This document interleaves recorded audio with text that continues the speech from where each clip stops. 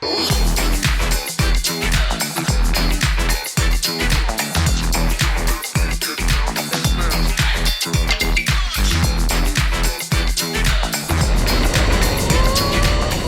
tempat wisata emang gak ada matinya ya bos. Apalagi refreshing emang udah jadi kebutuhan tersendiri. Jadi gak usah heran bos, persaingan di bisnis wisata emang kenceng banget. Soalnya para pelaku wisata harus pintar berinovasi untuk menarik pengunjung. Nah, bicara inovasi, ada nih bos, wisata yang lagi hits karena banyak wahananya yang gak umum.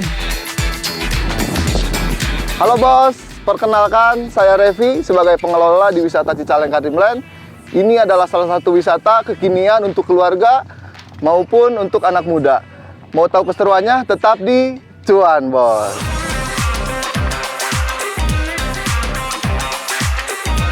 Ini dia bos, Cicalengka Dreamland, tempat wisata di Bandung Timur yang udah ada sejak November 2020. Luasnya sekitar 43 hektar yang dibangun oleh seorang pengusaha properti asal Bogor. Untuk sampai ke lokasi ini, perlu waktu 1,5 hingga 2 jam dari pusat kota Bandung.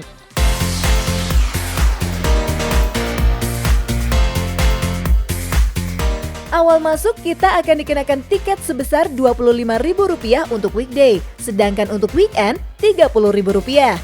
Tapi kalau mau menikmati wahana yang lain akan dikenakan biaya tambahan bos. Nih bos, salah satu wahana di sini yang lagi viral yaitu mesin pencapit manusia. Bukan pakai mesin untuk mencapit, tapi manusianya langsung yang ngambil hadiah dari wahananya. Jadi bisa ambil sepuasnya asal sanggup ngeluarin semua kekuatan untuk nampung hadiah. Tapi inget ya bos, mesin ini hanya mampu mengangkat bobot tubuh sampai 80 kg aja. Untuk memainkan wahana ini dikenakan tiket tambahan sebesar Rp35.000.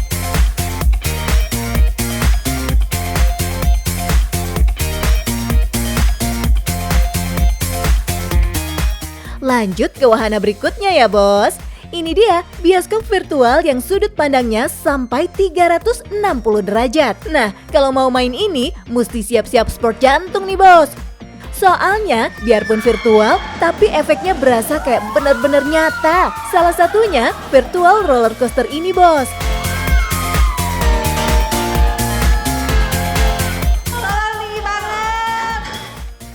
Untuk menikmati bioskop virtual ini, pengunjung dikenakan biaya tambahan Rp25.000 aja bos.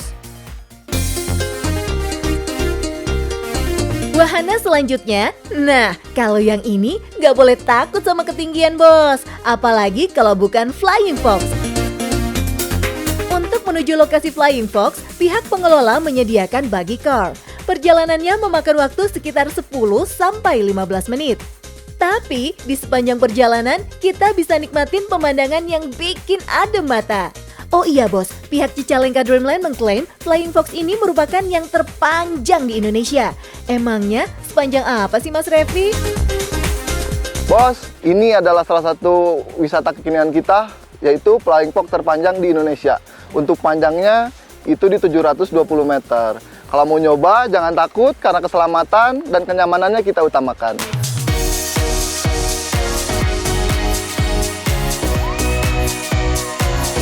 Buat yang doyan tantangan, silakan banget loh untuk dicoba. Apalagi sensasi udara sejuknya yang menyentuh kulit ditambah pemandangannya yang ciamik. Uhuy, seru banget! Yang penting tetap safety ya bos. Harga tiket tambahannya sebesar Rp120.000.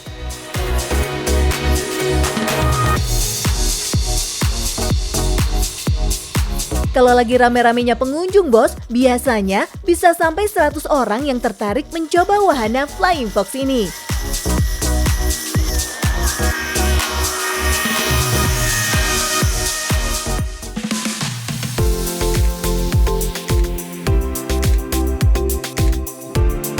Selain Flying Fox, ada juga wahana lain yang bisa dicoba nih bos, yaitu karpet terbang. Terus ngomong-ngomong, soal perawatannya gimana ya bos? Soalnya agak-agak ngeri nih, karena menyangkut keselamatan pengunjung.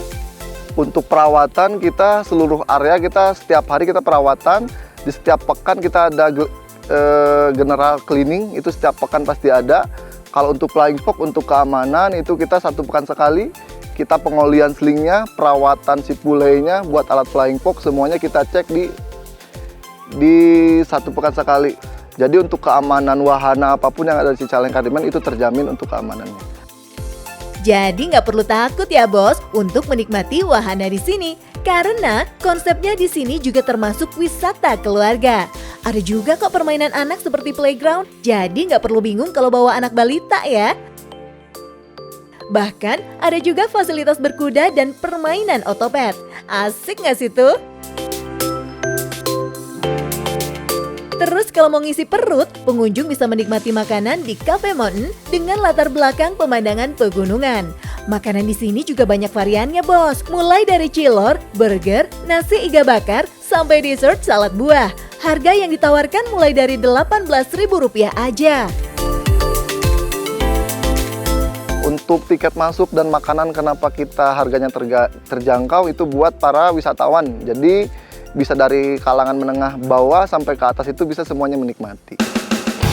Dengan menghadirkan biaya terjangkau, ini juga termasuk strategi marketing ya bos. Kenapa lokasi kita di Cicalengka? Karena kan kebanyakan wisata itu kan di luar Bandung. Ada di Bandung Kota, ada Kabupaten Bandung lain, Bandung Selatan. Nah kita salah satu wisata kenapa bikin di Bandung Timur itu karena di Bandung Timur udah jarang ada wisata sebesar ini. Sekarang, ayo tebak deh, berapa pengunjung yang datang ke wahana ini setiap harinya? Jadi, kalau diperkirakan nih, omset yang didapat di hari biasa aja sekitar 200 orang dikali harga tiket masuk Rp25.000, totalnya Rp5 juta. Berarti kalau sebulan bisa mencapai Rp150 juta. Ini belum termasuk omset dari beberapa wahana serta omset dari restoran. Terus jangan lupa bos, itu baru hitungan hari biasa. Apa kabar kalau lagi weekend yang pengunjungnya bisa mencapai 1.000 orang? Satu lagi nih bos, kehadiran Cicalengka Dreamland ini juga membuka lapangan pekerjaan untuk warga sekitar, terutama anak-anak muda. Nyaris 80% pekerja di sini adalah anak-anak muda bos. Hai bos, sudah lihat kan keseruan di Cicalengka Dreamland? Ingat, tetap berinovasi dan up to date. Yang penting, cuan bos.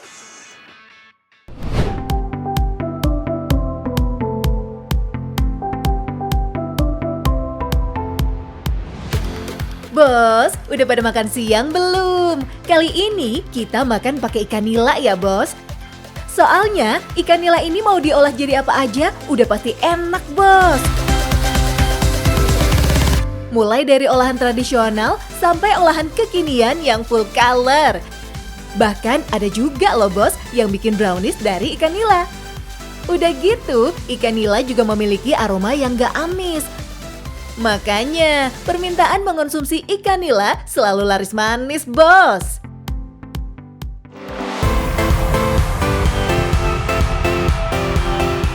Melihat peluang cuan dari ikan nila, seorang pekerja bank asal Bandung yakni Dian Kustiadi sejak 2 tahun lalu mencoba budidaya ikan nila.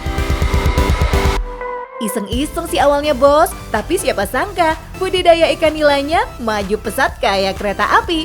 Wus! Halo bos, selamat datang di Pandawa Farm and Fisheries, pusat budidaya ikan nila sistem bioflok. Bos, mau tahu cuannya? Yuk ikutin saya.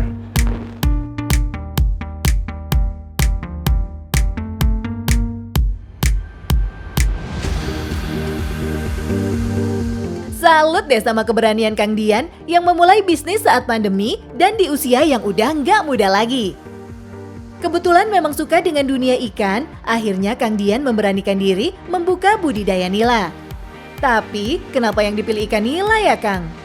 Kami memilih ikan nila karena ikan nila mempunyai yang pertama adalah kekuatannya, daya tahan tubuhnya itu cukup bagus dibandingkan dengan yang lainnya. Pertama, yang keduanya kalau dari sisi ekonomis tentunya ya, harga dari ikan nila itu cukup stabil, relatif stabil dibandingkan dengan produk-produk ikan lainnya gitu.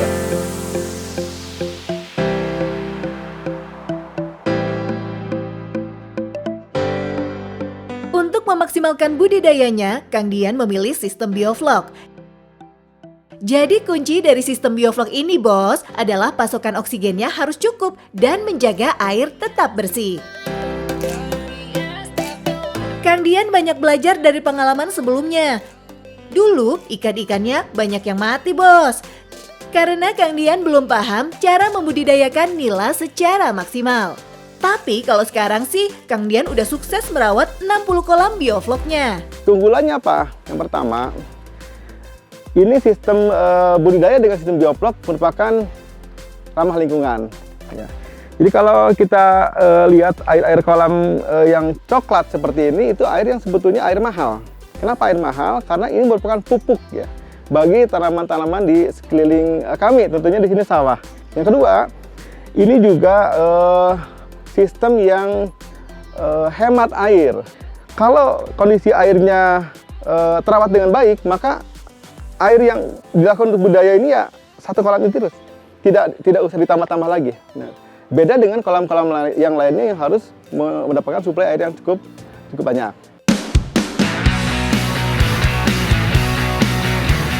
Nah, karena udah paham keunggulannya, makanya Kang Dian fokus di sistem bioflok. Sekali panen untuk 15 kolam bisa mencapai 3 ton bos. Biasanya ikan nila panen 4 bulan sekali, tapi Kang Dian mengaturnya sebulan sekali dengan membagi 60 kolam ikannya agar bisa panen bergilir. Untuk pengiriman keluar kota, ikan nila bisa bertahan 8 jam di suhu dingin, sedangkan di suhu biasa bisa 4 jam bos. Jadi cukup kuat ya ikannya. Masalah kualitas ikannya juga nggak diragukan sih bos. Ikan kami adalah ikan yang super atau ikan premium. Kenapa? Ya, kalau kita lihat di sini, ikan-ikannya memiliki kualitas yang pertama gendut ya, gendut. Itu artinya apa? Artinya komposisi dagingnya cukup banyak dibandingkan dengan tulangnya. Jadi penasaran nggak bos, berapa cuan dari budidaya ikan nila ini? Ya rata-rata kita produksi katakanlah di 200 kilo lah, katakanlah supaya cepat hitungnya ya. 200 kilo dengan harga 30.000, maka satu kolam ini akan menghasilkan 6 juta. Nah, 6 juta nanti tinggal dikalikan dengan 15 ya sekitar 80 juta ya. 80 juta ya, 80 juta per bulan. Eits, ini cuma dari budidaya bos, belum yang lain-lain loh. Sedangkan untuk bisnis olahannya, Kang Dian sudah menghadirkan rice bowl ikan nila dengan varian bumbu mulai dari telur asin, sambal matah, geprek, dan lainnya. Selain itu, ada juga olahan ikan nila frozen bumbu kuning. Menurut Kang Dian, olahan makanan dari ikan nila bisa menaikkan nilai bisnis yang ia jalani. Salut deh Kang, mumpung ada peluang, ngapain disia-siakan? Betul kan bos?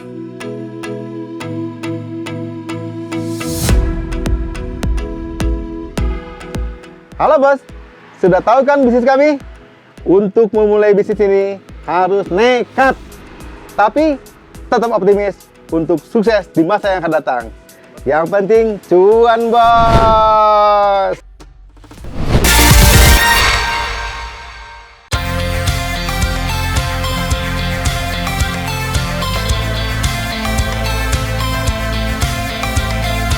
Bos, coba deh kalau lagi scroll TikTok buat cari makanan yang hits atau nggak sengaja lagi buka beranda, nah pasti nggak asing sama yang ini kan? Yuhu, basreng Raja Ngemil bos. Usaha cemilan ini jadi booming berkat kekuatan media sosial. Bayangin aja bos, pesanannya bahkan ada yang pending sampai 10.000. Wedian. Ngomong-ngomong pada tahu basreng kan bos? Nah, basreng ini camilan khas Sunda yang adonannya mirip bakso. Cuma kalau basreng diiris tipis, kemudian digoreng, plus disajikan dengan taburan bumbu pedas. Halo bos, aku Nadine, selaku owner dari Raja Ngemil, pemilik cemilan yang lagi viral di Bandung. Mau tahu bisnis aku? Tetap di Cuan bos! Ini dia Teh Nadine, pemilik basreng Raja Ngemil. Usianya masih muda banget ya bos. Usaha ini ia bangun bersama sang suami, Yasva Pramudia, sejak masa pandemi. Karena banyaknya pesanan, proses masaknya juga kudu cepet bos. Karena permintaan pesanan juga terus berdatangan. Di sini spesialnya kita menggunakan wajan yang sangat besar, dapat mampu menampung 50 kilo basreng gitu. Memang nggak dipungkiri ya bos, kalau masak besar kayak gini, kebutuhan minyak pasti wajib hukumnya. Untungnya, saat minyak makin langka, Nadine dan Yasva punya beberapa kenalan yang membantu pengadaan minyak kala itu. Makanya, kalau ngebangun bisnis, emang harus pintar bikin jaringan ya bos. Nah, biasanya setelah basreng selesai digoreng, kemudian dibumbui nih bos. Untuk bumbunya, bisa menghabiskan 400 kg bumbu cabai. Setelah itu, masuk proses packing, kemudian lanjut ke proses pengiriman. Gimana packingan hari ini? Aman? Kata gimana?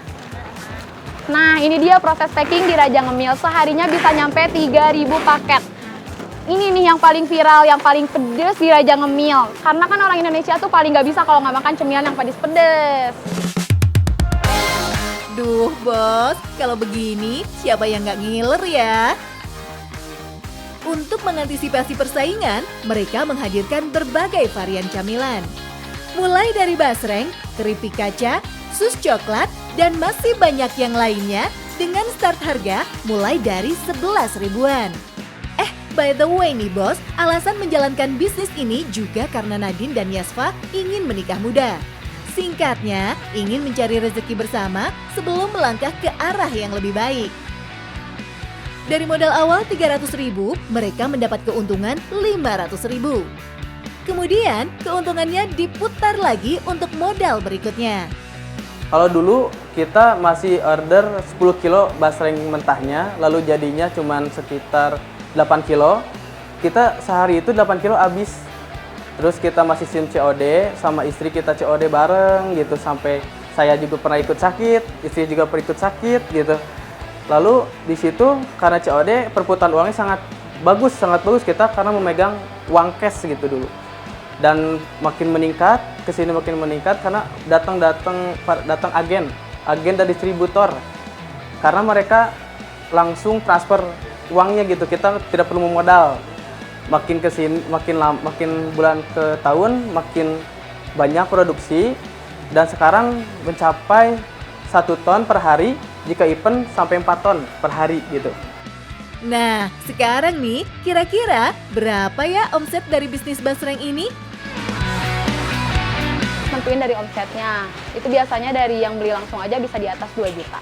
Kalau omset dari jualan offline per hari bisa sampai 2 juta, berarti dalam sebulan bisa dapat 60 juta, bos. Itu baru hitungan offline ya, belum termasuk hasil penjualan online yang bisa mencapai 3.000 orderan. Merinding nggak, bos? Tapi lagi-lagi ya, semua bisa berjalan berkat strategi marketing yang kuat. Biasanya, Teh Nadine juga mikirin konsepnya untuk konten di sosial media. Kalau aku sih meningkatkan kualitas video kan, karena makanan aku merah-merah semua. Itu pertama, kualitas videonya harus bagus. Terus yang kedua, kita harus menarik mungkin. Jangan sampai kita sendiri bosan nontonin konten kita nih, orang lain kan apalagi gitu. Pokoknya buat semenarik mungkin. Gak cuma konten bos, rajin ngasih giveaway dan bonus juga menjadi teknik marketing Raja Ngemil. Dari hasil usaha ini, Nadine dan Yasva bisa memperluas toko. Yang awalnya hanya 1 ruko, sekarang udah jadi 3 ruko. Mereka juga bisa mempekerjakan sekitar 60 karyawan di pabriknya. Keren kan? Jadi ikut membuka lapangan kerja loh ini. Hai bos, udah lihat kan luar biasanya bisnis cemilan yang viral ini? Caranya Kerjasama, tekun, dan yang penting cuan bos.